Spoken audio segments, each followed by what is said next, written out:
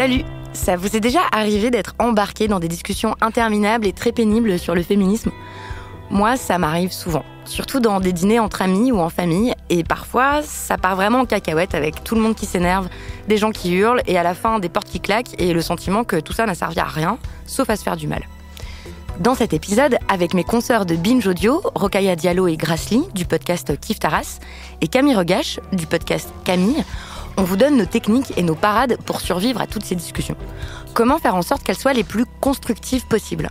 Comment éviter certaines impasses de raisonnement ? Alors, ce sont des conseils, des pistes de réflexion, pas des vérités absolues, mais tout ça est basé sur nos lectures et puis sur nos années d'expérience personnelle en tant que personne engagée. À la fin de l'épisode, on vous suggère aussi de la documentation et des ressources pour aller plus loin. Bonne écoute. Et pour commencer cet épisode, on s'est dit que c'était une bonne idée de démarrer comme on a l'habitude de le faire dans Kiffe ta race. Alors nous, on a un petit rituel, on demande à nos invités où elles se situent sur le plan racial, et je pense qu'on peut le faire de manière plus générale auprès de nos consoeurs, Camille et Victoire. Alors, est-ce que vous vous situez de manière générale en tant qu'être social, et si oui, comment vous le faites ? Bon, alors moi, je suis une femme cisgenre, c'est-à-dire que j'ai le genre qui m'a été attribué à la naissance. J'ai 30 ans, je suis blanche, je suis célibataire et j'ai pas d'enfant. Et moi, j'ai décidé de pas fêter Noël depuis quelques années. Mais par contre, je fais très souvent des repas de famille, des dîners entre amis, etc. Et en fait, depuis que j'ai lancé le podcast Les couilles sur la table, je peux pas passer une soirée, un déjeuner ou une fête tranquille sans qu'on se mette à me parler de féminisme. Et donc, sans potentiellement provoquer d'énormes conflits. Et toi, Camille ? Et moi, je suis aussi une femme blanche cisgenre, sauf que je suis lesbienne. J'ai pas d'enfants. Dans ma famille, on est tous et toutes blanches. Et je crois que je suis bien la seule non hétéro, enfin, en tout cas à ma connaissance. Hein, manifestez-vous si c'est pas le cas. Moi, j'ai toujours adoré, j'adore toujours fêter Noël. Et par contre, quand je retourne dans ma famille, en fait, j'enlève un petit peu mon étiquette féministe lesbienne, parce que je vois pas souvent mes oncles, mes tantes, mes cousins, mes cousines. Et du coup, je préfère plutôt prendre de leurs nouvelles plutôt que de lancer de grands débats et finir en claquant la porte. Par contre, sur la question raciste, quand ça part, là, je sais que j'ai un peu des alliés, du coup, on essaie de relever un petit peu. C'est plus simple de parler des questions qui ne me concernent pas que des questions qui me concernent un peu paradoxalement. Alors nous, on a l'habitude de le faire, mais je te propose, pour ceux qui ne nous connaissent pas, qui ne nous écoutent pas dans Kiffe ta race, Grâce, de te définir, et puis je le ferai après. Si ouais, alors bien. Merci de me passer le micro, Rokhaya. Alors moi, je m'appelle Grâce, je suis une femme d'origine asiatique. Ça se voit bien sur mon visage, ça se trompe pas. Généralement, quand je dis que je suis asiatique, les gens me disent pas « Ah bon ?» Ils me disent « Ah ouais ?» Et du coup, moi, même si on n'est pas de tradition chrétienne dans la famille, puisqu'on est plutôt de confession bouddhiste, on a pris l'habitude de fêter les fêtes de Noël en famille. Donc moi, j'ai 3 enfants, donc pour moi, Noël, c'est obligatoire. Parce qu'il y a les cadeaux, parce qu'il y a les réunions, parce qu'il y a les grands-parents qui veulent voir les enfants, etc. Donc il y a vraiment voilà, comme beaucoup de familles, des enfants de mon âge, hein, d'ailleurs. Du coup, les fêtes de famille, ça peut être parfois très douloureux parce que je me retrouve à être confrontée à des propos sexistes, racistes, homophobes, enfin validistes, tout. Moi, je me pose souvent la question de savoir est-ce que j'y vais ou j'y vais pas, en fait. C'est parce que c'est un moment de se retrouver en famille, donc c'est pour kiffer.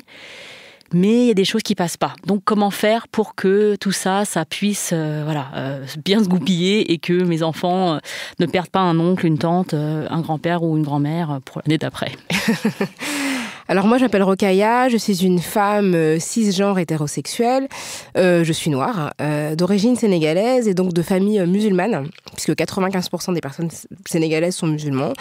Et donc du coup, Noël pour nous, c'était pas du tout religieux. Donc quand j'étais petite, mes parents fêtaient Noël parce que justement, ils voulaient pas nous exclure. On a vu beaucoup de cas d'enfants qui ne fêtaient pas Noël et qui, à la rentrée, se retrouvaient au milieu des conversations de « Qu'est-ce que t'as eu pour Noël ?» avec juste rien. Donc, nos parents ont évité, j'ai un frère, de créer ces situations-là. Donc, on a fêté Noël pendant longtemps et à l'adolescence, mon frère et moi, on s'est rebellés en mode « Non, mais c'est pas notre culture, on va arrêter. » Ah ouais. Et donc, on a arrêté de fêter Noël pendant hyper longtemps parce qu'on trouvait que c'était n'importe quoi et qu'on avait nos cultures et qu'on avait l'Aïd 2 fois par an et que c'était pas la peine de fêter Noël parce que c'était la colonisation et compagnie. Et donc, et puis on s'est remis étant adulte à refêter Noël, mais voilà, j'ai un rapport assez lax à Noël. Je l'ai beaucoup fêté à l'étranger, je l'ai fêté aussi au Sénégal, mais c'est assez marrant parce que là-bas c'est une fête, mais comme une fête quoi. C'est pas du tout un truc traditionnel, etc. Déjà il y a un truc marrant, c'est que là-bas les Pères Noël sont noirs. Bah oui. Non, mais en fait, non, mais c'est trop bizarre. Et du coup, c'est vrai qu'il y a quelque chose de plus, de plus souple. Mais effectivement, les réunions de famille, c'est quelque chose d'assez courant, surtout qu'on est dans des situations de famille recomposées. Nous, c'est beaucoup de familles immigrées, donc les cousins, c'est pas forcément des cousins, mais des gens de la communauté. Donc ces questions-là se posent énormément parce que il y a les traditions qui se mêlent effectivement à ce qu'on peut vivre nous en tant que Français. Puisqu'on est toutes françaises, je crois, toutes les 4 autour de la table. Et donc, toutes les 4, on est confrontées, comme vous qui nous écoutez, certainement à des situations de repas de famille, de dîner entre amis, de soirées, de fêtes, etc., où il y a des sujets importants qui sont abordés, des questions politiques, etc. Donc, on s'est dit, bon, comment est-ce qu'on répond à tout ça ? Parce que plus on a des convictions, plus on a des opinions formées sur un certain nombre de sujets, et plus aussi il y a des choses qui peuvent nous heurter, ou plus il y a potentiellement des situations conflictuelles. Bon, et d'abord, ce qu'on s'est dit en préambule, c'était que, bon, d'abord, le conflit, c'est pas forcément mal. Hein. Il s'agit pas d'éviter le conflit à tout prix, etc. Parfois, le conflit est nécessaire, parfois, il est inévitable. Mais ce qu'on s'est dit aussi, c'est qu'en fait, il y a un truc que moi, j'ai appris, c'est que, et trop tardivement, à mon avis, c'est qu'en fait, on a toujours le choix de rentrer dans une conversation ou non. Et ça, c'est important parce que parfois, on fonce tête baissée en fait, dans des conversations qui vont mal se terminer, on le sait déjà d'avance. Alors qu'en fait, on peut toujours se dire que si on n'a pas envie d'avoir un type de conversation avec quelqu'un, on peut décider de ne pas l'avoir. Quand on décide d'avoir vraiment cette conversation avec les personnes, quand le débat se lance vraiment, on a identifié 5 cas d'arguments qui reviennent très très souvent et donc on va discuter ensemble de comment on peut répondre à ces 5 arguments principaux dans ces débats. Non mais c'est pas comme ça autour de moi, hein. Enfin perso j'ai jamais vu ça. Donc c'est de dire non mais ma chef ma chef c'est une femme, ah bah moi chez nous j'en fais beaucoup plus que ma femme à la maison, ça c'est quand c'est un mec qui parle, en disant mais regarde autour de nous, la charge est hyper équilibrée, voilà. Ma fille elle est dans un collège hyper mixte, il y a des blancs, des blacks, des beurs, tout le monde s'entend hyper bien, il n'y a pas de racisme, etc. Voilà, donc ça c'est quand on parle de situation structurelle, on va dénoncer le patriarcat, on va dénoncer un système raciste, un système validiste, etc. Et que la personne à qui vous parlez vous dit « ça ne correspond pas à la réalité que je vis, donc c'est faux ce que tu racontes ». Alors qu'est-ce qu'on répond à ça ? Moi, je me suis dit que face à cet argument-là, en fait, ça sert à rien de nier les perceptions de la personne. C'est-à-dire qu'on est personne pour lui dire non mais n'importe quoi, tu te rends pas compte de telle ou telle chose, etc. Puis elle te croira pas en fait. Ouais, voilà. C'est son vécu. Donc, et c'est son vécu. Donc il s'agit pas du tout de nier le vécu des gens. C'est comme les mecs qui me disent non mais moi je souffre, c'est hyper difficile pour moi et tout machin. Gars, ok tu souffres, je vais pas remettre en cause le fait que tu souffres. D'accord. Mais nous on meurt donc. Oui, exactement. Voilà, fin de Mais l'épisode. par contre, allez merci. Par contre, non, en fait, ça me semble être un biais super courant, c'est-à-dire de faire de son cas personnel, individuel, une situation générale et de pas arriver à comprendre le concept d'exception. C'est-à-dire, oui, peut-être que toi, dans ton couple, tu en fais plus que ton épouse à la maison. Néanmoins, cette situation n'est pas représentative de celle de la majorité des gens. Et c'est vrai que face à ça, il faut avoir des chiffres, des statistiques, etc., qui remettent les pendules à l'heure. Et donc ça, il faut être prêt avec des arguments et des chiffres et compagnie. Mais en fait, c'est reconnaître dans un premier temps le vécu de la personne individuelle et ensuite lui expliquer que ça ne correspond pas forcément à la majorité des cas. Je pense à ça aussi, à cette femme qui m'avait dit mais moi, j'ai jamais rencontré aucun problème de sexisme, jamais. Moi, tout s'est bien passé dans ma carrière. Je n'ai jamais été harcelée dans la rue. Je ne comprends pas de quoi vous parlez. Quand t'as quelqu'un autour de la table qui te dit en fait moi je vois pas de quoi tu parles parce qu'en fait oui bon peut-être qu'il y a de l'homophobie mais moi j'en ai jamais vu autour de moi, enfin mon pote gay m'a jamais raconté ça ou des choses comme ça, la personne ne vous voit vraiment pas. Et c'est aussi une caractéristique d'LGBT, c'est qu'on n'est pas visible, c'est-à-dire que quand t'es racisé oui on voit que t'es différent entre guillemets. Quand t'es une femme pareil, généralement ça se voit plutôt bien à part des rares cas où vraiment tu es extrêmement androgyne ou etc. T'as un passing qui est pas celui de ton genre. Quand tu n'es pas vu, quand tu n'existes pas, moi en fait c'est pas marqué sur ma tête que je suis lesbienne, en fait les gens ne se rendent pas compte. Donc par définition en fait si les gens disent j'ai pas vu qu'il y avait de l'homophobie autour de moi, c'est normal parce qu'en fait les gens déjà ne se déclarent pas comme LGBT. Au travail par exemple t'as 50% de LGBT qui font pas leur coming out dans un milieu professionnel. Donc en fait c'est possible que la personne qui me dit ça en disant moi j'ai pas d'homophobie autour de moi, elle sait déjà même pas en fait que peut-être sa collègue ou son collègue il n'est pas hétéro. Donc déjà, ça fait déjà un énorme biais pour comprendre qu'il y a de la violence parce que les gens qui sont concernés le disent pas. Ils font pas tout leur coming out et c'est pas un problème. On a le droit de pas faire son coming out pour se protéger de plein de choses, un coup émotionnel, de tout ce qu'on veut. Mais du coup, c'est vrai qu'on ne le dit pas. Et moi, je vais pas non plus dire directement quand je rencontre quelqu'un, bah oui, en fait, la violence lesbophobe que je reçois, c'est celle-là. T'as pas forcément envie d'en parler. T'es plutôt en train de dire ce qui est positif aussi vis-à-vis de toi. Donc, t'es pas en train d'annoncer tout ce qui va pas. Par contre, si quelqu'un dans votre repas vous dit, bah moi, je vois pas cette violence-là autour de moi, bah essayez peut-être de lui demander, bah ok, tu connais des gens qui sont concernés autour de toi? Oui, non. Si c'est oui, bah tu leur as déjà demandé? Tu en as déjà parlé? Ouais, moi je fais ça aussi des fois avec les situations sexistes et tout. Et ça marche vachement parce qu'ils se disent, ah non, j'ai jamais demandé en fait à Michel si en fait il avait eu un souci en disant qu'il était avec son conjoint, quoi. Et peut-être qu'en fait, ils vont y repenser à une discussion plus tard. Et peut-être ça va rentrer en discussion. Et Michel va lui dire, bah ouais, quand j'ai fait mon coming out au travail, c'était une vraie galère, quoi. Et là, il va se dire, ah, ok, c'est aussi autour de moi. Et s'ils en connaissent pas, bah du coup, il faut aussi leur dire, bah en fait, là, les chiffres ressortir, quoi. Il y a quand même une personne sur deux qui a déjà eu des actes, qui a déjà subi un acte homophobe. Donc, en fonction de la situation, aussi dire, bah tu le vois pas, c'est normal. C'est pas toi, c'est normal, parce qu'en fait, on le dit pas. Si tu demandes aux gens, ils vont te dire que oui. Mais c'est un peu la même logique quand des gens qui vont te dire, mais pourquoi tu dis toujours que t'es noire? Moi, je te vois pas comme une noire. T'as envie de dire, bah écoute, moi j'aimerais bien ne pas me voir comme une noire, mais c'est quelque chose qui m'est rappelé de manière quotidienne. Et d'une certaine manière, quand tu me dis, tu ne me vois pas comme une noire, comme une arabe, comme une asiatique, ça veut dire que tu ne vois pas ce que je subis, et donc tu me nies en tant que personne. Tu sais que c'est pas vrai. Je veux dire, les gens, ils voient bien que t'as pas la même couleur de peau qu'eux, et dans d'autres circonstances, tu vois que bah, c'est les mêmes qui vont, quand ils vont rentrer de vacances, qui vont dire, ah, j'ai la même couleur que toi, tu vois. Donc, bien sûr que t'as remarqué que j'étais noire. Et du coup, tu vois, quand les conversations sont inconfortables, ils ne veulent pas voir que tu es noire. Mais quand il s'agit d'un truc cool, associé à la culture, entre guillemets, noire, et bien là, tout de suite, c'est pas du tout invisible, quoi. Et ça aussi, c'est... Tu sais, la parade de j'ai un ami noir, tu sais, cet argument que les gens ils sortent, quand on dit ah mais non, mais moi j'ai un ami noir, il m'a pas du tout raconté ça, je suis pas du tout au courant. et peut-être que, comme tu disais Camille, si on pose la question à cet ami, ce token ami là, qui est là partout, peut-être que... si tu poses j'ai un ami raciste.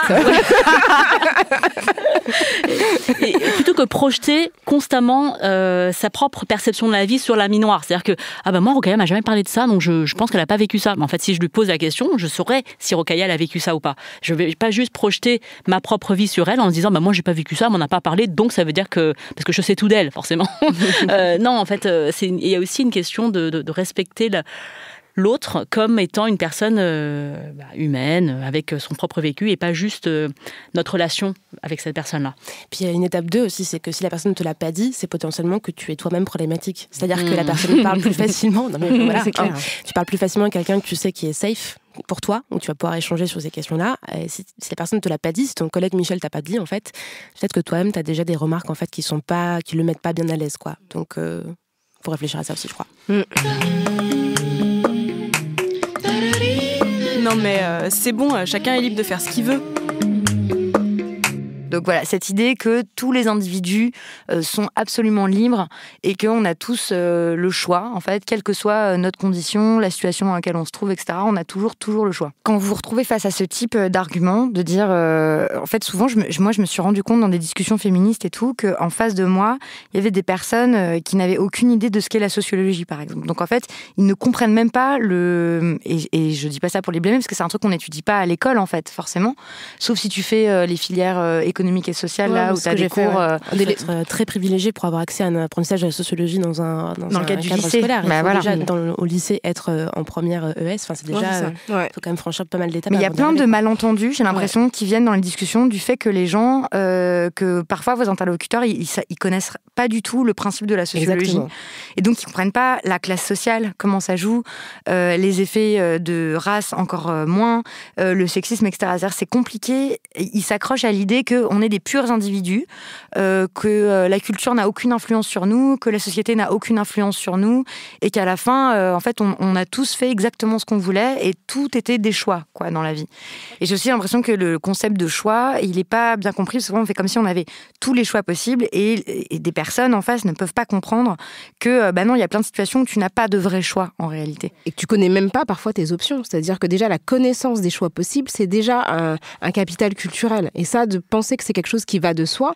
Il y a plein de gens qui découvrent Sciences Po après avoir fini leurs études parce qu'ils n'en ont jamais entendu parler, tout simplement parce que c'est dans des endroits où c'était même pas une option envisageable. Et cette idée-là du conditionnement social, et c'est vrai que là on parle beaucoup de la France hexagonale, mais vous imaginez bien que si vous êtes guadeloupéen et que vos ancêtres ont été réduits à l'esclavage pendant 400 ans, vous n'êtes pas au même endroit qu'une personne dont les ancêtres étaient déjà libres. Tout simplement, le fait d'avoir été libre et d'avoir pu constituer un capital économique, territorial, matériel pendant longtemps, et ben ça change tout. Quand on est immigré, on vient d'arriver, on n'a pas d'héritage. On n'a pas d'héritage sur le sol.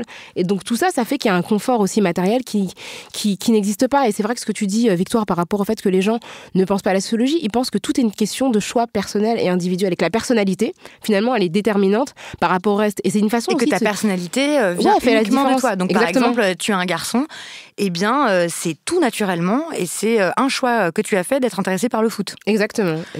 Tu es de classe sociale supérieure, ton père est médecin, ta mère est avocate, tu aimes l'opéra. Voilà, c'est naturel. Voilà. Ils ne pensent pas que les goûts sont forgés, en fait. Exactement. Et le pendant aussi de ça, c'est aussi que tous les mauvais choix, ils sont voulus. C'est-à-dire que si tu as fait une erreur, c'est que en fait c'était ton choix. Ouais, c'est ça. si tu as divorcé, les personnes qui sont dans une situation précaire, je crois pas qu'elles aient choisi d'être pauvres ou d'être en quête de confort. Je pense que c'est vraiment quelque chose qui doit se réfléchir au niveau collectif et des forces, des forces structurelles qui structurent la société. Mais ça, c'est vrai qu'il y a je trouve qu'il y a plein de discussions qui achoppent complètement parce que les deux personnes sont pas du tout sur la même base, quoi.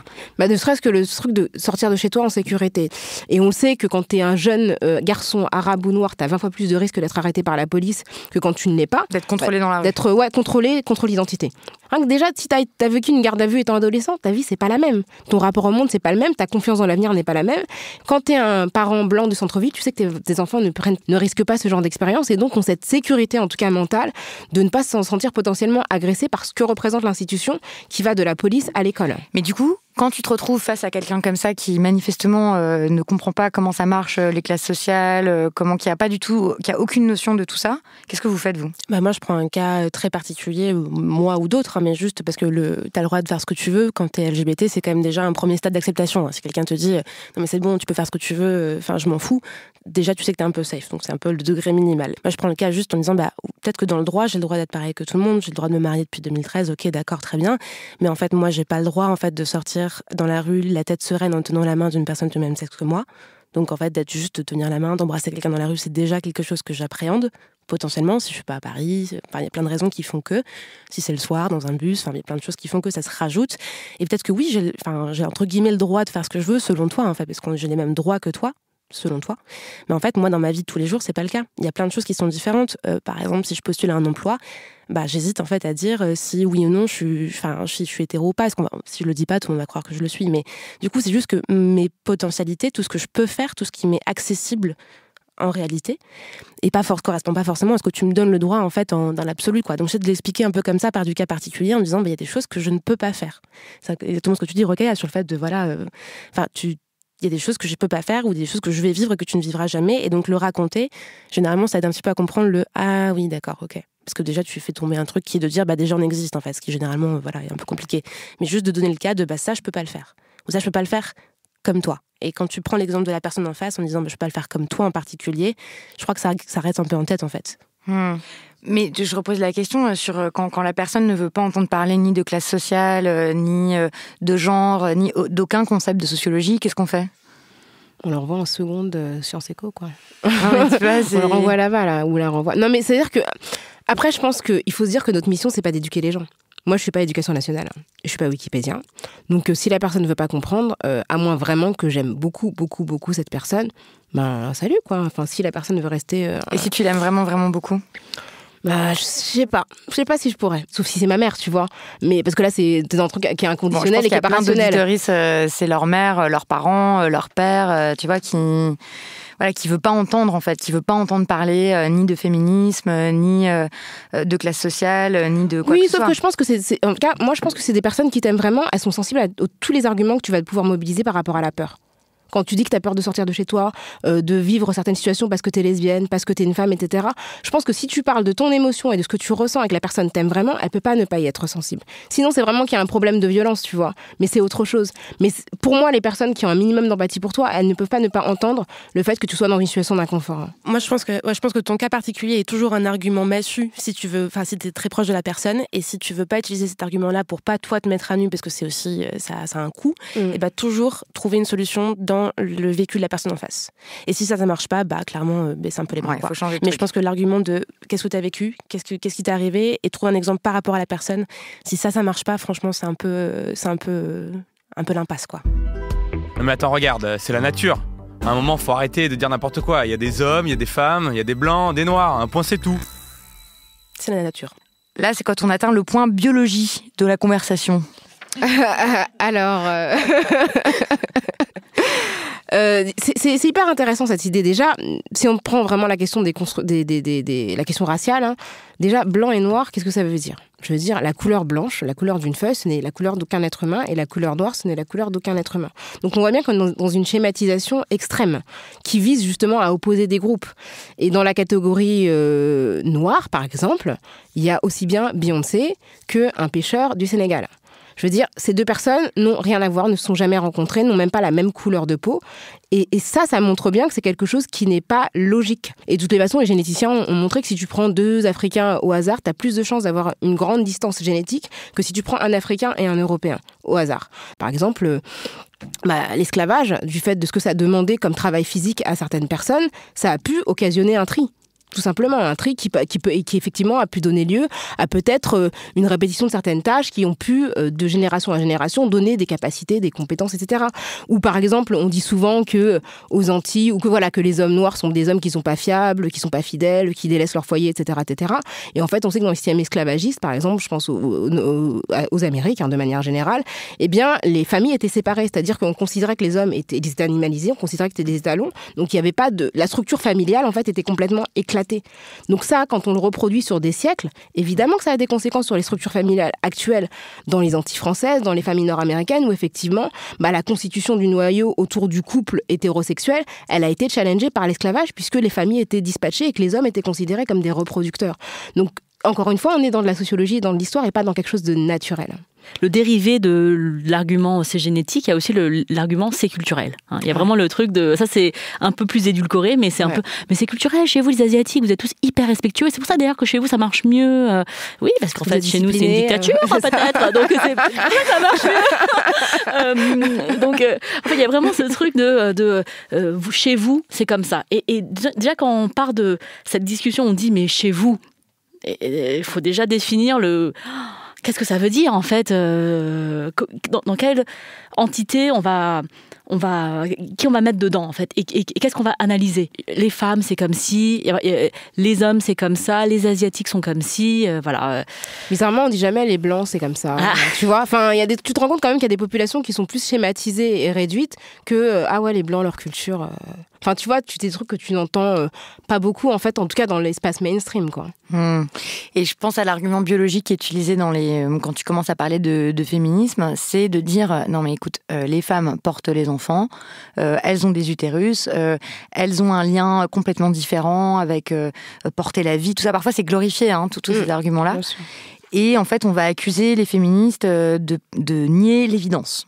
Et de pas faire, de dire tu fais comme si on était tous pareils, mais tu vois bien que c'est pas le cas, il faut Du coup, moi, ce que je dis là-dedans, c'est qu'en fait, il faut jamais rentrer dans les discussions sur les conséquences de certains faits biologiques. C'est-à-dire qu'évidemment, vous n'allez pas dire « Ah non, c'est pas vrai, les femmes, elles n'ont pas d'utérus et tout ça. » Non, en fait, on va pas rentrer là-dedans. Mais de dire, par contre, donc je ne nie pas du tout des différences biologiques, mais ce qui est important... Les femmes cisgenres, parce que voilà. Exactement. Donc déjà, ça, souvent, tu prends 10 minutes pour l'expliquer et tout, parce que... Non, mais c'est normal. Non, mais c'est normal. Même pour... Mais oui, mais ça, c'est logique. Moi, si quelqu'un me dit « Tu vas quand même pas nier l'évidence, les femmes ont des utérus », mon argument principal va pas être de dire toutes les femmes n'ont pas d'utérus, c'est foutu, quoi. Trop loin là. Des fois, enfin ça dépend, mais une discussion n'est possible. Parce que, mais pourquoi pas, ça peut être mais c'est vrai. Non, c'est de dire, en fait, l'important c'est pas de nier des différences biologiques et tout, c'est de discuter de ce qu'on en a fait socialement. C'est pas parce que tu as un utérus que tu es destiné à le remplir avec des enfants, en fait. Ça n'est pas, l'anatomie, ça n'est pas un destin. Moi, j'ai l'impression que face à des arguments comme ça biologisants, il faut tout de suite sortir, en fait, de la discussion, quoi. Pas rentrer sur le terrain biologique, en fait. Moi, c'est ce que je fais aussi très clairement dès qu'on parle de nature. Bon, j'imaginez bien que ça vient très très souvent quand tu parles de questions LGBT, de PMA, etc. Oui, mais quand même, on ouvre la porte à des trucs, tu te rends compte, si on peut dire qu'il y a 2 mamans lesbiennes avec un enfant né par PMA, etc. Je vous parle même pas de GPA, hein. Mais juste là, Noël 2019, PMA potentiellement sujet qui va arriver. Procréation médicalement assistée, avec l'idée de dire, mais quand même, la nature, c'est quand même, c'est un mâle et une femelle. C'est ça. Donc, je comprends bien que pour être parent, il faut qu'il y ait un mâle, une femelle, donc un homme, une femme. Du coup, vraiment, la maternité, la paternité homo, c'est pas du tout un truc naturel, 12 guillemets. Donc forcément, là, faut sortir tout de suite du débat de bio, vraiment tout de suite, et juste dire, en fait, ok, on fait quoi du coup ? On fait quoi ? Parce que ça fait, quand on dit que c'est pas naturel en fait l'homosexualité, mais ça fait quand même un sacré paquet de temps en fait qu'il y a des homos sur Terre. C'est pas arrivé il y a 20 ans, hein, donc ça fait quand même plusieurs siècles, voire plusieurs millénaires que ça existe. On en fait quoi ? On fait quoi des enfants qui vivent actuellement en fait dans des familles homoparentales en fait ? C'est pas juste tu veux pas, la nature elle veut pas. Ces personnes-là elles existent. On fait quoi ? Et généralement quand tu retournes le truc et que c'est face à une personne, tu dis ok, dans ce cas-là on fait quoi des enfants qui vivent dans des familles homoparentales ? Et la personne elle est un peu emmerdée parce que soit elle est obligée de sortir un argument qui est vraiment clairement très caricaturalement homophobe, en mode non ça devrait pas exister. Là du coup généralement s'il est un peu poli il le fait pas trop quoi. Enfin du coup il est un peu emmerdé en disant ah ouais c'est vrai que s'il existe déjà faut quand même qu'on trouve une solution quoi. Et moi je trouve que c'est une manière assez subtile de ramener les gens dans le truc en disant c'est pas qu'on veut ou on veut pas, elles sont là en fait. Elles sont sous ton nez tous les jours, tu les vois, tu peux entendre des parents qui témoignent. Si c'est déjà là en fait, qu'est-ce qu'on fait quoi ? Et donc du coup quand tu retournes le truc, il est obligé de trouver des solutions pour que ça existe. Généralement c'est un peu creepy, ça peut être creepy. Mais ça peut aussi être une manière de la ramener vers un peu, c'est l'évidence quoi. Elles sont là, donc il faut qu'on encadre par le droit, par plein de choses en fait, pour que ça puisse exister dans un cadre de société qu'on a choisi quoi. Et ça c'est l'argument le plus facile quoi. Tu peux un peu faire l'analogie, je trouve historique, avec les mariages qui étaient interdits entre les personnes qui n'étaient pas de même groupe ratio. Tu vois, justement l'idée que c'était contre nature, que c'était scandaleux, ça abâtardissait la race, etc. Et qu'au bout d'un moment tu te dis mais oui mais les gens ils font des enfants et de toute façon les enfants existent donc effectivement t'avais la loi qui était contre et vraiment t'as eu un chemin assez proche qui s'est produit par rapport à des gens qui considéraient que ça allait enlever la pureté de la race blanche et menacer cette domination. Et je suis complètement d'accord avec vous deux parce qu'en fait finalement quand on creuse un peu cette question-là, on se rend compte que très vite la biologie c'est de la morale. C'est-à-dire que c'est pas du tout une question scientifique, mais c'est une question morale. Mais tout fout le camp. Si on autorise ça, alors il va se passer ça. Il y a vraiment une question beaucoup plus... parce que finalement, que ce soit le sexisme, les questions homophobes, les questions raciales, il en va de l'ordre du monde. Il en va de l'ordre du monde actuel. Et si on ébranle ça, mais on ne sait pas ce qu'on aura demain, ça pourrait être pire qu'aujourd'hui. Hein. Comme on se dit, c'est biologique, de toute façon, on ne peut rien y faire, on ne peut rien changer, etc. Ça permet de ne pas remettre en question des situations sociales, en fait. Ouais, je pense, ouais. Par exemple, de dire, les femmes, elles ont un utérus, elles portent des enfants, ça veut dire qu'elles sont faites pour ça. Et ça veut dire que on les paye moins cher parce qu'elles sont moins efficaces au boulot, parce que potentiellement elles vont être absentes. Enfin, il y a plein d'implications sociales. Et que le monde va mal depuis que les femmes travaillent, en fait. Tu vois, parce que les hommes, ils sont perdus. Quoi, tu peux justifier que c'est un congé maternité uniquement et pas un congé paternité qui est important parce que c'est elle qui le porte. Enfin, tu peux justifier énormément de choses et justifier plein d'inégalités sociales, en fait, tout simplement. Sauf que si tu dis ça, c'est que tu refuses de les voir. De la même manière que quand tu vas considérer que les Noirs sont très très bons en sport, l'implicite, c'est qu'ils sont pas forcément bons ailleurs. Donc on va leur conférer le terrain du sport, la Coupe du Monde, la musique, etc. Mais tout d'un coup, dès qu'il s'agit d'être un intellectuel, de diriger la France, d'être dans la politique, mais là c'est pas votre truc, tu vois. Ça c'est pour les personnes qui sont en situation de domination. Et du coup, c'est une manière aussi de garder la même répartition des rapports de force. Ouais, quand tu dis c'est biologique, donc on peut rien y faire, donc on peut rien changer, donc voilà. Ça clôt le débat directement, en fait. C'est une manière de clore le débat. Et c'est facile, ça rassure, en plus. Ouais, mais féminisme, racisé, noir, LGBT, ça complique tout. Ça veut rien dire. Ça me gêne comme mot, moi. Alors, qu'est-ce que tu réponds quand la personne veut s'engager dans un débat sur le mot choisi, sur les mots ? Moi, ce que je lui dis, c'est que je suis étonnée qu'elle soit plus choquée par le mot que par le phénomène. Si on n'est pas d'accord sur le mot, moi, il n'y a pas de souci. Tu prends un autre mot, tu l'utilises. Mais moi, ce qui m'importe, c'est pas le mot sexisme, c'est pas le mot racisme, c'est pas racisé, c'est qu'il existe des discriminations. Et si la personne est capable d'investir plus d'énergie dans le mot que pour lutter contre les discriminations, moi, j'ai un souci. Je lui dis, OK, d'accord, le mot, tu veux en débattre. Mais qu'est-ce que tu fais concrètement pour lutter contre les discriminations ? dis-moi ce que tu fais au quotidien. Mais la personne, généralement, elle est un petit peu embêtée, quoi. À partir du moment où on accepte que, bah oui, je suis pas noire, ma peau en réalité elle est marron, mais bon, politiquement je suis noire, bah on avance, on va pas faire des, oui, t'es marron clair, t'es machin, etc. Non, en fait, je appartiens à un groupe qui est considéré comme des noirs, qui va des gens très très clairs, qui sont beiges, à des gens qui sont noirs, bleutés, etc. Non, il faut qu'on soit pragmatique, à mon avis. Ouais, donc c'est de refuser de discuter du mot, quoi, quand on nous oppose ces arguments-là. Moi, j'ai pas envie, en tout cas. Moi, j'essaie de comprendre, en fait, pourquoi ils aiment pas ce mot-là. Par exemple, avec féministe. Par exemple, avec féministe, c'est vraiment typiquement quelqu'un me dit non, vraiment, toi t'es féministe, sous-entendu t'es une radicale qui brûle les soutifs encore, version il y a 50 ans, quoi. Et je dis bah ok, mais parlons féminisme, parlons de toi, tu fais la vaisselle, que des trucs très très concrets. Et là, en fait, la personne dit oui, bah ouais, j'en ai marre, c'est moi qui fais tous les cadeaux de Noël, mon gars il fait rien, tout ça. Tu fais ah, bah là-dessus on est d'accord, tu vois. Et du coup, trouver des points où on est d'accord, et à la fin tu dis hey, big reveal, c'est du féminisme ça aussi. Il fait ah, c'est ça, ouais, c'est cool. Du coup, c'est prendre point par point en disant bah ça t'es d'accord, ça t'es d'accord, ça t'es d'accord. Bah en fait, on est d'accord à 90% toutes les deux. C'est juste que t'as pas le même mot que moi. Du coup, pourquoi tu refuses de prendre ce mot si on est d'accord sur tout? Et là, tu peux arriver à la question de pourquoi le mot, tu le refuses, quoi. Après, sur les questions LGBT, c'est encore plus différent parce que ces mots, ils sont imprononçables. Pour quelqu'un vienne me voir et me dise « Salut, t'es lesbienne », vraiment rien que prononcer le mot « lesbienne », je pense qu'il faut des années, en fait, pour que la personne arrive à le prononcer, quoi. Il y a toujours 12 000 circonvolutions, etc. Donc c'est un peu différent. Quoi, on dit quoi, t'aimes les filles? Bah, ça va être toujours, mais c'est incroyable la manière dont les gens peuvent arriver à le faire de manière très, très, très édulcorée, quoi. Genre, t'as quelqu'un, des trucs comme ça, quoi. Enfin, vraiment, c'est tout le temps. Et c'est pas grave, mais juste si quelqu'un arrive à prononcer le mot, dans ma famille, s'il prononce le mot, putain, mais c'est une victoire, mais de ouf. Du coup, c'est un peu différent. Du coup, ils ne disent pas forcément, bah, lesbienne, ça me dérange, mais peut-être qu'il y a aussi des mots qu'ils n'arrivent pas à prononcer ou qu'ils prononcent mal, parce que c'est aussi des insultes, en fait, tout simplement. Les mots qui définissent, en fait, les vécus LGBT, c'est des mots d'insultes. Gay, pour certaines personnes, c'est une insulte. PD, ça l'est tout le temps. Gwyn, ça l'est quand même très très souvent. Lesbienne, c'est imprononçable et pourtant c'est le mot le plus neutre. Donc en fait, ce rapport au mot, il est un peu différent quand on parle d'invisibilité et de mots pour la définir. Il y a des mots, des fois, qui sont perçus comme des insultes alors qu'ils ne le sont pas. Par exemple, arabe. Bien sûr. Les gens ont l'impression que... Ouais, c'est ça, au noir, les gens vont dire black, ils savent pas trop. Oui, donc ils ont peur de nous insulter parce qu'ils ont l'impression... En fait, les questions sont tellement épineuses que du coup, ils savent pas trop comment dire. Et donc, ils sont face à nous, ils savent pas Renoir, black, machin, etc. Et du coup, ça aussi, c'est-à-dire qu'on n'a pas suffisamment dans l'espace public mobilisé ces termes de manière neutre, en fait, pour en faire quelque chose qui ne soit pas chargé et qui ne mette pas les gens mal à l'aise. Et du coup, dans un repas de famille, bah, faut le dire, quoi. Genre, juste lâcher, bah oui, je suis lesbienne, oui. Et le dire en disant, bah voilà, en le disant, tu donnes le tampon en disant, c'est OK pour que tu le dises, en fait. Ça, c'est le bon mot. Garde-le avec toi, ressors-le quand tu dois le sortir, en fait. C'est un peu le rôle qu'on peut avoir aussi dans ces mots-là, quoi. Et si vous n'êtes pas sûr de quelque chose, posez la question tout simplement. C'est-à-dire que moi, avant de connaître une personne noire adulte avec qui j'ai dit mais est-ce que en fait noir c'est possible, c'est OK, et ben elle m'a pas tapé, la personne, elle m'a juste dit oui, bah tu peux dire noir, ce n'est pas un gros mot, etc. Non mais ça va, on peut en débattre. Oh là là, on peut plus rien dire aujourd'hui. C'est un grand classique quand même. C'est un grand classique. Moi, ça m'arrive pas en famille, mais ça m'arrive souvent à Paris avec des groupes de potes, de soirées, etc. De gens qui sont en fait des spécialistes du débat comme sport. C'est juste parce qu'ils adorent débattre de tout, de rien. Mais tu peux débattre, pour eux, on peut débattre de politique, de PMA, de tout ensemble. En fait, c'est la même chose. Et en fait, c'est pas la même chose. C'est-à-dire que tu parles pas de la même manière de tel ou tel sujet avec une personne qui est concernée ou pas. En tout cas, ça, c'est mon point de vue. C'est-à-dire que moi, j'adore débattre juste pour le plaisir de débattre, la rhétorique, de trouver des arguments, des contre-arguments, faire une espèce de match de ping-pong.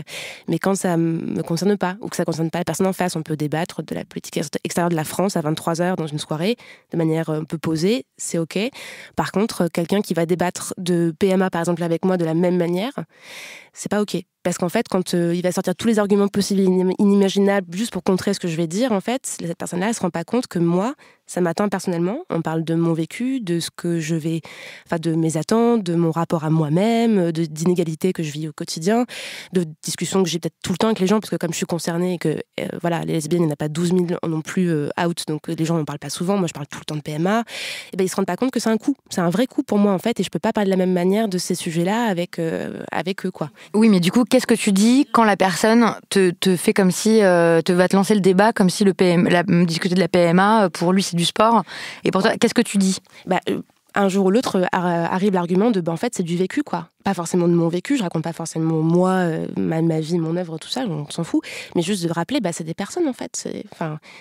quand on parle de féminisme, t'as quand même plein de gens qui parlent de féminicide, sans mettre le mot, mais qui parlent juste ah oui, non mais il y a des gars quand même aussi qui se font frapper par leurs femmes.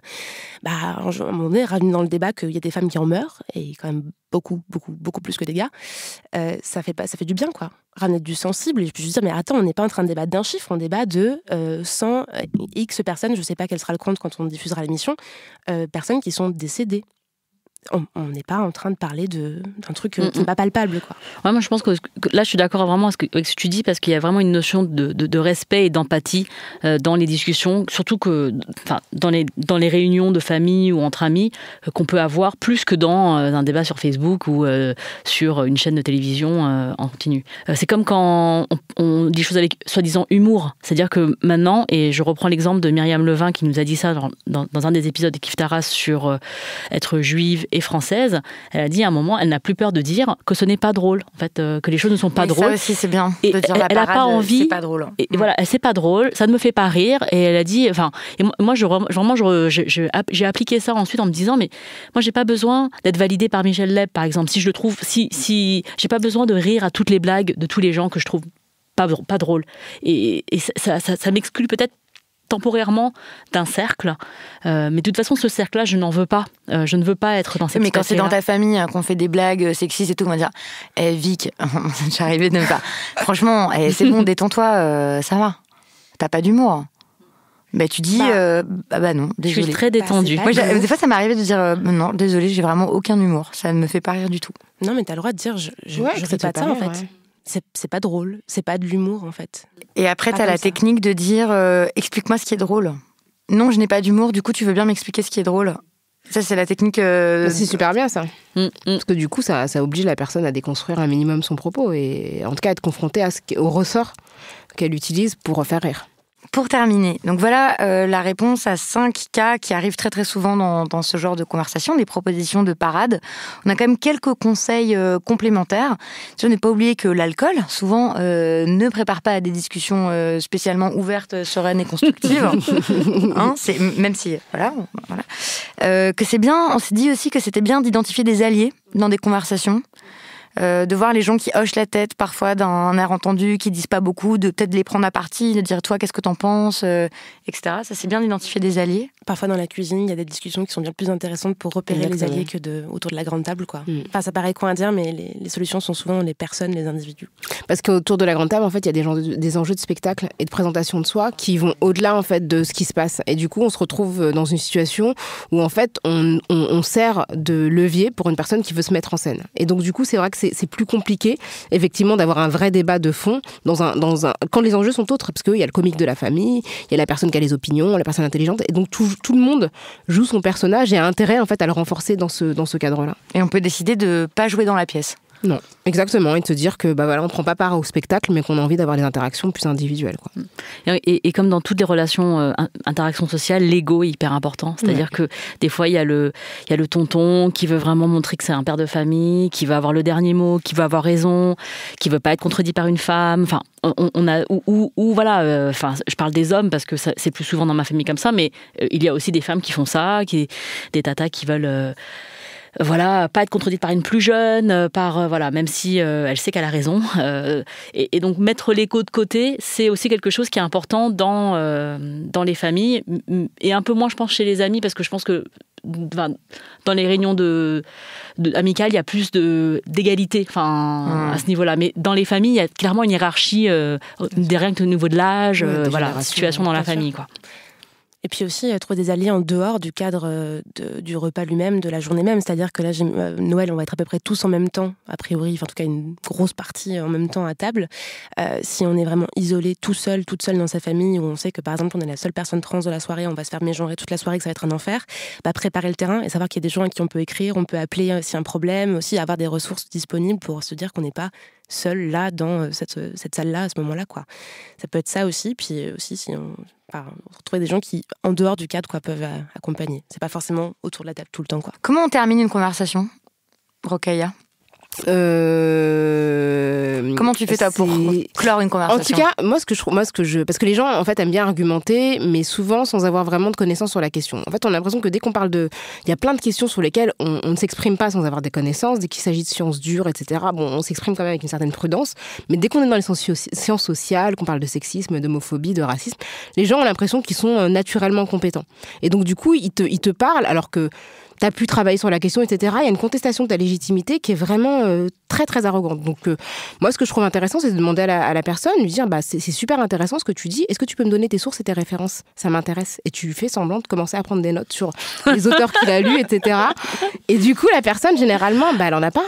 Donc, c'est-à-dire que juste placer la conversation sur un terrain vraiment carré. C'est-à-dire dire, OK, on discute sérieusement, donc donne-moi tes références, je vais les consulter, et on poursuivra la conversation par la suite. Et généralement, les gens, oui, tu te rends bien compte que et c'est pas pour avoir l'air condescendant, etc., mais c'est juste pour dire qu'on parle sérieusement, en fait. Si tu veux, soit on discute entre potes, etc., si tu veux qu'on parle sérieusement, on parle sérieusement. Moi, j'aime bien comme technique aussi de recommander, en fait, de dire, écoute, voilà, là, on a passé assez de temps à discuter, mais tu sais, il y a tel livre qui détaille ça, si tu veux, je te donne les références. Voilà. Et j'ai une petite question subsidiaire comme ça à laquelle je pense. Qu'est-ce que vous faites quand on vous dit non mais arrête, t'es trop agressive, j'aime pas du tout, parlons autrement, pourquoi tu t'énerves, pourquoi quand la personne vous fait remarquer votre émotion ou qu'est-ce que vous faites? C'est compliqué. Moi, je suis toujours très énervée quand de toute façon on en arrive là, quoi. Parce que déjà, quand la personne le remarque, c'est que je suis déjà énervée et c'est souvent pour me dire, on peut rien dire avec toi, de toute façon maintenant. Puis en même temps, moi, je sais que ils savent que je suis la radicale de service. Hein, tu vois, j'ai plus besoin. Puis avant, j'avais un peu honte de ça, mais maintenant, j'ai plus honte. Donc, je me dis juste, écoute, si tu veux pas parler, on parle pas. Enfin, mais ouais, j'ai pas de réponse à ça. Ouais, je crois que moi, ça m'arrive souvent de dire. Oui, en fait, je suis en colère et du coup, je pense que c'est pas un bon moment pour poursuivre cette conversation. Évidemment, comme je suis folle de rage, je ne le dis pas aussi calmement, mais je propose qu'on arrête là. Ce qui peut être intéressant aussi, c'est de donner des chiffres, d'être vraiment factuel, donner des chiffres qui viennent de l'administration sur les contrôles aux faciès, sur les violences sexistes, sur les discriminations à l'embauche. Ça, tu vois, c'est incontestable. C'est des chiffres qui sont produits par le gouvernement et par les différentes institutions. Et du coup, les gens, à moins de contester vraiment la République, là, on est vraiment sur quelque chose. C'est un projet aussi. Hein, je veux dire, c'est pas interdit, mais c'est un autre registre, quoi. Ouais, donc d'apprendre, en fait, la technique, ça peut aussi être d'être bien préparé à certains débats en apprenant des chiffres clés par cœur. Et puis, pour terminer, on va clore cet épisode avec, comme dans les couilles sur la table, avec quelques recommandations d'œuvres d'art, mais aussi de ressources qui peuvent vous aider, vous nourrir, etc. Qu'est-ce que tu recommandes, toi, Grace? Alors moi, je pense que j'ai adoré regarder cet épisode de Master of None de la saison 1. C'est l'épisode Thanksgiving. Ah ouais, il est génial. Donc avec Aziz Ansari, Lena Waithe et... comment elle s'appelle? Angela Bassett, voilà. Et vraiment, c'est un épisode qui a été primé au Emmy Awards, ouais. Voilà, ouais. Parce que il y a une progression en fait sur plusieurs années de Thanksgiving et donc et de ces personnages qui se disent beaucoup de choses, et je pense que ça reprend pas mal de choses qu'on a dites aujourd'hui. En plus, c'est des personnages racisés, LGBT, donc il y a beaucoup de choses. Il y a un coming out, il y a des choses qui sont pas difficiles à dire, pas facile à accepter pour les parents, et une question de génération, voilà. Et j'ai trouvé que c'était une sensibilité incroyable, et ça faisait du bien de pouvoir voir des gens fêter ça en famille d'année en année et de eux progresser. Moi, je vais rester dans les séries aussi, mais je vais être plus hexagonale. Je recommande la série Scam France, en particulier les saisons 3 et 4, qui, la saison 3 est centrée sur un personnage homosexuel, un jeune. En fait, c'est une série qui se passe dans le cadre d'un lycée, où des personnages se côtoient, et en fait, au fil des saisons, on a un des personnages qui devient le personnage principal et central. Et donc, c'est une série qui est destinée aux ados, mais je trouve qu'elle se regarde. Et donc, dans la saison 3, c'est un garçon qui est homosexuel, et donc c'est tout ce que ça implique dans son quotidien. Et dans la saison 4, pour la première fois, on a une jeune fille, en fait, une ado qui est musulmane et qui porte un hijab, et qui est aussi d'origine africaine. Et je trouve ça bien que ce soit juste une ado, qui a des problèmes d'ado, qui a une famille normale, donc qui veut pas l'opprimer, la marier de force, l'exciser, etc. Donc qui aime son enfant de manière tout à fait normale. Et c'est la première fois que je vois une intrigue complète autour d'un personnage qui est à la fois noir et musulman, et qui est juste un personnage auquel tout le monde peut s'identifier sans observer des problématiques exotiques. Et donc du coup, c'est une manière d'ancrer dans la France des figures minoritaires, mais en vérité très très communes, quoi. Et je trouve que pour le coup, c'est une belle réussite de France Télévisions. Ça va être la période de Noël, il va y avoir plein de films, de téléfilms de Noël, de films de Noël tout court, enfin plein de trucs qui vont passer à la télé. Regardez le seul, je crois, film de Noël lesbien, Carole, de Todd Haynes. Une histoire d'amour du coup qui se passe à Noël, qui est hyper beau. Donc voilà, si vous voulez vous occuper pendant les vacances en faisant une pause avec votre famille, vous pouvez regarder une très très belle histoire d'amour lesbienne. Et sinon, de manière plus utile, dans votre quotidien, allez voir l'Insta de Aggressively Trans, qui est tenue par une femme trans qui s'appelle Lexi, qui fait un super travail de mise à disposition des informations sur la cisnormativité, sur représentation des personnes trans, sur la transphobie administrative et sur comment être une bonne alliée, une bonne alliée pour des personnes trans, et c'est utile, je pense, à la période de Noël, parce que c'est des personnes qui ont souvent quand même un gros souci avec leur famille, qui ont du mal à accepter en fait leur transition. Donc voilà, si vous avez des personnes concernées autour de vous, allez voir Aggressively Trans pour être une bonne personne qui accompagne les personnes trans. Et moi, j'ai plein de ressources. Non, mais vas-y, j'en prends que 2. Alors, vous allez probablement avoir un débat en cette fin d'année avec vos amis, votre famille sur faut-il séparer l'œuvre de l'artiste? Polanski, tout ça. Oui, mais alors Céline. Oui, mais alors... Bon, je trouve que le podcast Quoi de meuf avec Clémentine Gallo, elles ont fait un super récap de tous les arguments qu'on peut avoir dans cette discussion et de comment y répondre et des questions que ça pose, etc. Donc je conseille ça. Et je conseille le manuel de communication non violente qui s'appelle « Les mots sont des fenêtres, sinon ce sont des murs ». Génial comme titre. Qui est un classique en fait, manuel de communication non violente. C'est bien et ça. Qui peut, ouais vraiment, en fait. C'est le sous-titre de l'épisode du coup en fait. Bah, je suis pas contre. Enfin, ça dépend. Parfois, la violence peut être nécessaire. Parfois, le conflit peut être nécessaire, comme je le disais au début. Néanmoins, il y a plein de conflits évitables. Et il y a plein de façons de se comprendre les uns les autres profondément, voilà, et de dépasser des différences ou des dissensions qui sont superficielles. Donc je trouve que c'est une bonne ressource pour ça. Et j'en ai plein d'autres à dire, mais on n'a plus trop le temps. Mais je vais les donner sur le site internet. Voilà, on espère que ce guide de survie aux fêtes de famille, ça va vous servir potentiellement, là, en cette fin d'année. Si vous avez des remarques à nous faire, des questions à nous poser, eh ben vous pouvez nous écrire sur nos adresses mail respectives. Donc il y a lescouillessurlatable@binge.audio, kiftaras@binge.audio et Camille@binge.audio.